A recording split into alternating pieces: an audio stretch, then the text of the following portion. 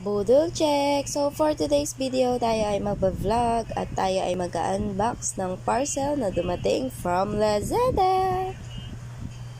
So ayan mga mare, share ko sa inyo kung paano ka nakabudol ng 7.7. Bali nga pala mare, wala akong binayaran dito sa 3 pirasong brief na yan na binubuksan ko ngayon. As in kahit shipping fee, wala akong binayaran dahil free shipping. Bali nakita ko lang itong store na to sa Lazada na may 77 pesos off na voucher. Tapos nagtingin ako ng mga items. Nakita ko tong brief na to kaya nag-add to cart agad ako. And then, chinek out ko na agad mga mare.